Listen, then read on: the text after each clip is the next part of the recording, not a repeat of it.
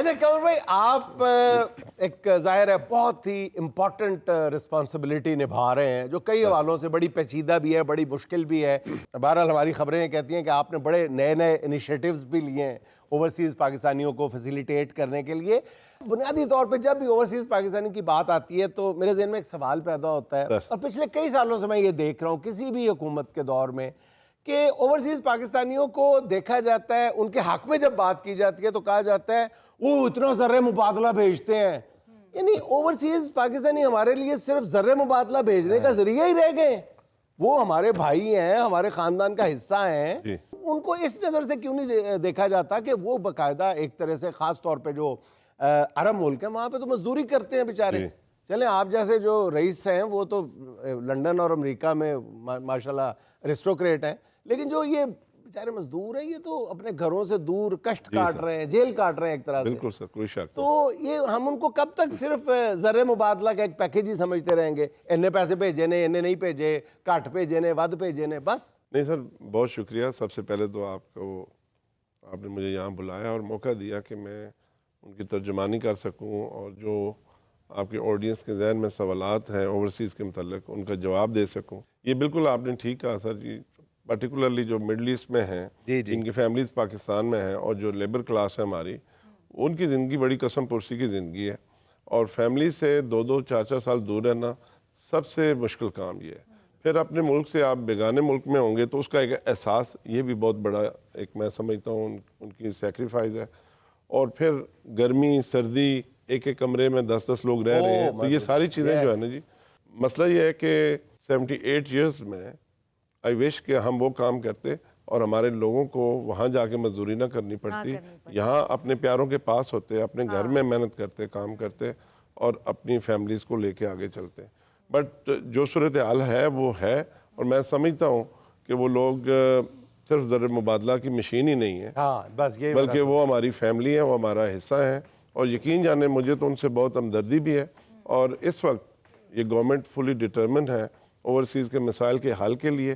اور انشاءاللہ آپ دیکھیں گے ہر آنے والا دن اوورسیز کے لیے بہتری کا دن ہوگا. بنیادی طور پہ یہ میں نے یہی پوچھا ہے کہ ہم ان کو زر مبادلہ کی مشین ہی سمجھتے ہیں. دونوں طرف سے جب تانا بھی دیا جاتا ہے وہ دیکھو جی ان کے ساتھ زیادتی ہو رہی ہے، اور ادھر سے یہ کہا جاتا ہے کہ جی دیکھیں ہم اتنا زر مبادلہ کما کے دیتے ہیں، آپ ہماری قدر ہی نہیں کرتے. زر مبادلہ کو سائڈ پہ رکھ کے جب ان کو آپ ہیومن بینگ کے طور پہ دیکھتے ہیں، ان کا سب سے بڑا مسئلہ جو عرب ملکوں کا ہے وہ پاکستان آ کے ملاقات کرنا ہے اپنے پیاروں سے. ٹھیک ہے نا، وہ جو مسائل اپنی جگہ، تو جو ایک بڑی ایک سیدھی سروس دی جا سکتی ہے، اس میں پتہ نہیں آپ کے دور میں کام ہوا ہے یا کام کر رہے ہیں، مجھے نہیں پتا، وہ یہ کہ کم از کم ان کی آمد و رفت کو سستا اور آسان تو کیا جائے.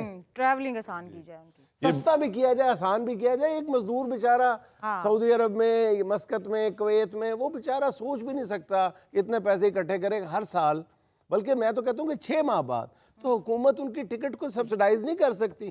بالکل صحیح. کئی بندے مطلب ایسے جو ویزے کی وجہ سے نہیں آتے، بہت سارے ایسے ہیں جو ٹکٹ کی وجہ سے نہیں آتے. ہمارے جب 4-4 سال بعد آتے ہیں تو وہ ظاہر ہے کہ بچے یہی کہتے ہیں اما ہوئی ہے جڑا 4 سال بعد وہ بھائی آ گیا، ابا جی کی لے آئے، کہتے پتر ٹکٹ ہی لے آئے. نہیں سر، اس طرح سے نہیں ہے. دیکھیں جو لوگ وہاں پہ لیبر کلاس ہے، کمپنیز میں کام کر رہی ہیں، جب چھٹی کا ٹائم آتا ہے جو ایک ایگریمنٹ ہوتا ہے تو کمپنی ان کو ٹکٹ پرووائڈ کرتی ہے. ہیونگ سیڈ دس، آپ کی بات بہت ویلڈ ہے. ٹائم کے ساتھ ہم نے پی آئی اے جو کہ دنیا کے ایک بیسٹ ایئر لائن تھی، وہ سلولی گریجولی، اب میں اس بحث میں نہیں جاتا کہ اس نے کیا کیا، اور آپ کے سامنے ہے جو ہم نے اشر کیا پی آئی اے کا. جب پی آئی اے تھی تو ٹکٹ سستا بھی تھا، ایک کمپٹیشن بھی تھا، اور ٹائم کے ساتھ ہم نے پی آئی اے کو وہاں لے آئے جہاں پہ تقریباً بین ہی کرا دیا. اب میں لینے کے لیے بھی تیار نہیں ہے. نہیں سر، اب ریوائول ہو گیا ہے.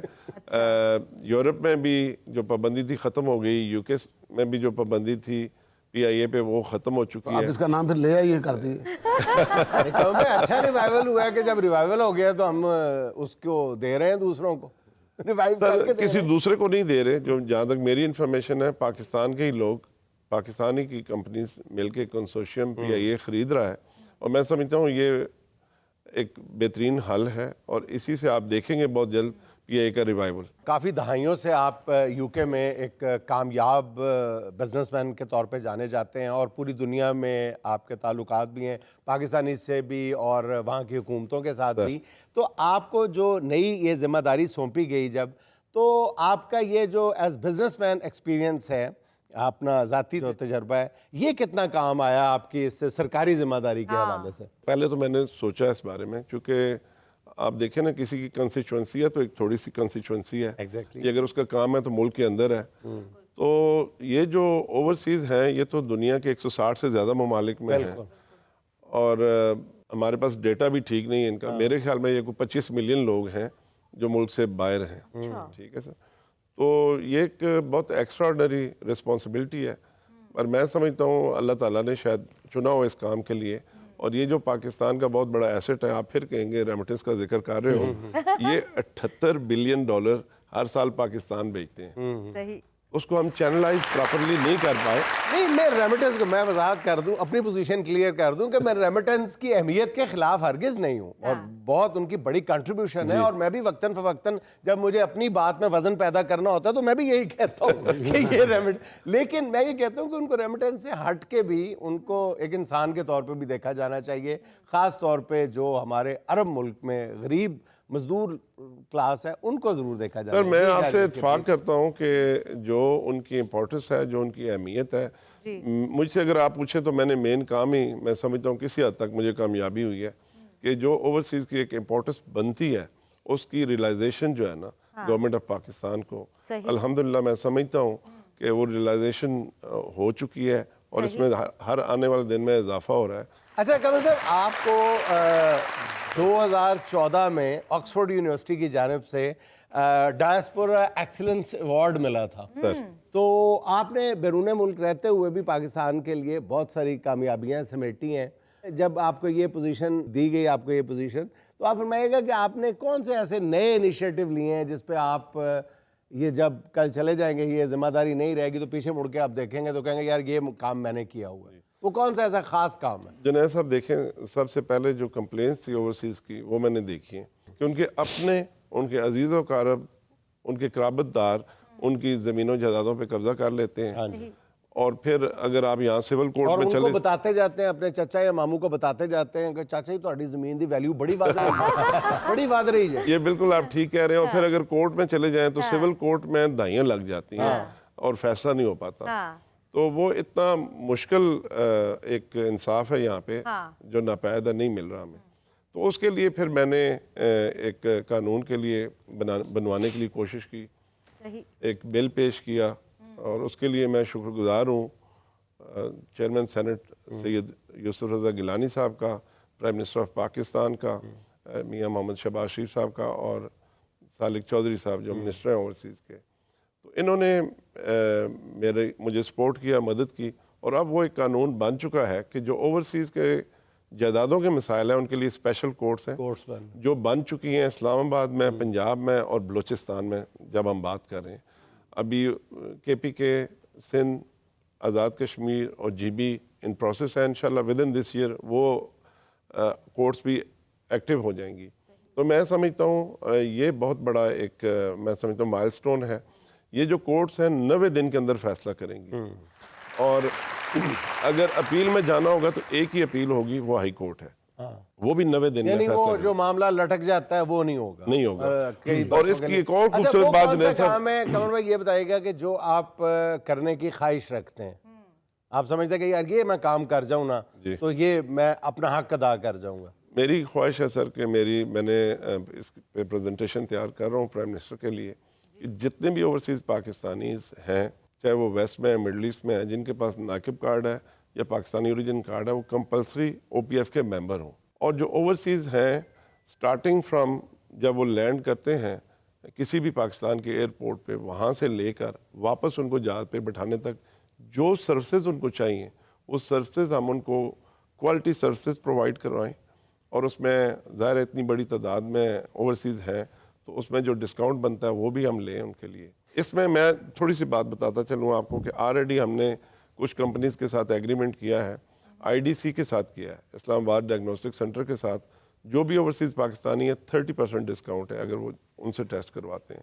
اسی طرح سے بیسٹ ویسٹرن کے ساتھ ہمارا ایگریمنٹ ہوا ہے, 40% ڈسکاؤنٹ اوورسیز پاکستانیز کے لیے انہوں نے کیا ہے, اور باقی ہوٹلز کے ساتھ بھی ہم اس وقت ان پروسیس ہیں. اور جتنے بھی اوورسیز پاکستانی جو OPF کے ممبر ہیں, ہر ممبر 10 لاکھ روپے کے لیے انشورڈ ہے, اور اگر اس کی کوئی فیملی ممبر جس اللہ نہ کرے کسی کی ڈیتھ ہو, جو پہلا فیملی ممبر ہو, وہ بھی 10 لاکھ روپے کے لیے انشورڈ ہے.